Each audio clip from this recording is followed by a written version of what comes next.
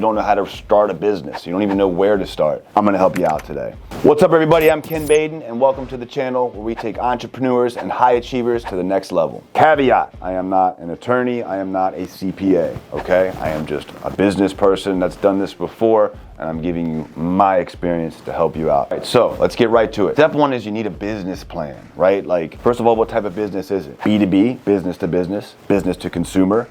Is it door to door? Is it subscription based? What is it that you're trying to do? What type of business model are you going to use? And then what is your business plan? Like, I could do a whole episode on business plans. Usually licensing processes for the type of work that I do require them, but you can Google business models and business plans. It's an amazing tool. ChatGPT, it's right there waiting for you to use, and it'll show you or sometimes even give you templates that'll make this stuff very, very easy.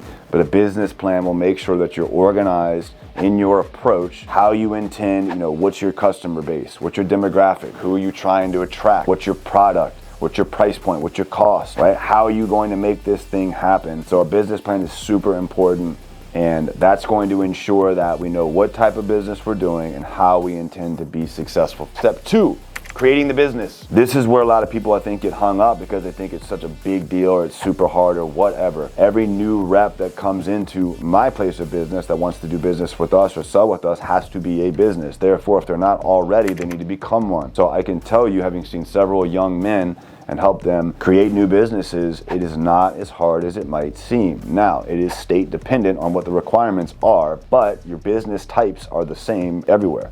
LLC, sole proprietorship, S Corp, C Corp. C Corp is probably not going to be relevant unless you're some huge corporate conglomerate or anything like that. If you're just starting a business from the ground up, man, it's probably going to be an LLC. In my line of work, there's a lot of S Corps too because there's a lot of tax advantages there, but you also want to make sure that if you're going to file that, you're doing the volume necessary because it creates more work. And if you don't have the volume to make that make sense, it doesn't make sense. And once you do it, you can't undo it. At least that's my understanding. Again, I'm not a CPA and I'm not an attorney. That's a disclaimer. Whatever it is, go on your state's website. For us, it's the DLLR, Department of License and Labor Resources. And you could literally Google, how do I start an LLC in the state of Maryland? How do I start a S Corp in the state of Maine, right? Now registered my business in 4 different states. And trust me, each of them are a little different, but it's very simple. You can do it. You just follow the steps. If I can do it, you definitely can. Once you register, it's going to ask you specific questions once you start going through the process. What type of business is it? What are you going to be doing? What are you going to be selling? Who are you going to be dealing with? But once you get all that taken care of and it's actually registered, so you've registered your business, the state will let you know once it's been accepted. When you do that,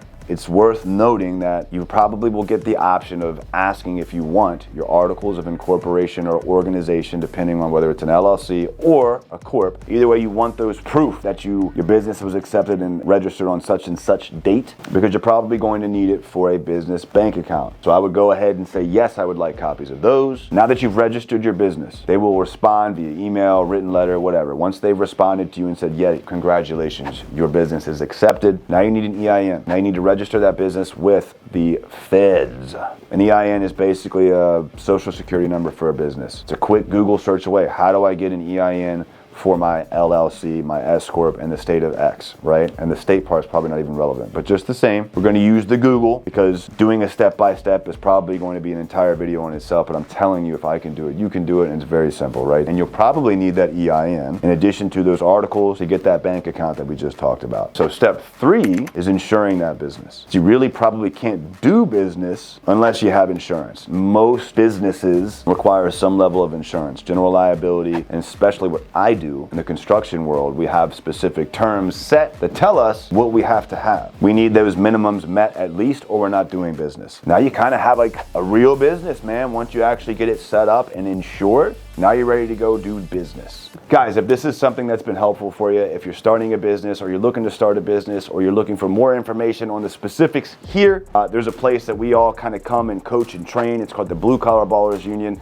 Now, if you need a little bit more in-depth help, more one-on-one, we have Baden Consulting. Either way, click the link below if it's something that you guys are looking for help on, and we can figure out where you best fit, and we'll help you out. We hope to see you there. If you are doing anything in construction or anything that requires licensing. That would be step 4. If you need it, absolutely, you have to have it. Licensing, certificates, anything that you need to do your business, you got to get it, right? Like, you won't be able to do roofing, general contracting, anything in the state of Maryland unless you're an MHIC. Not legal anyhow. You need to know what class you are. You need to know what license you're applying for. Every state has different requirements. So depending on what you're trying to do, look up on Google again, do I need a sales license? Do I need a license to sell X in the state of Y, right? Like, you can also go to the state's websites and look up the requirements for these certain things. It's different state to state. Some states don't require anything. Some states require me to take 2 law tests, so it really depends. Guys, we hope you got something out of this today, man. I sincerely hope that this kind of made it a little bit easier for you. I know it seems daunting. I know it seems like a whole lot, but the risk reward, I promise you, if this is something that you guys are looking for more detail on, we've got it in future videos. So we hope to see you there. Check out the next one, and we'll see you next time.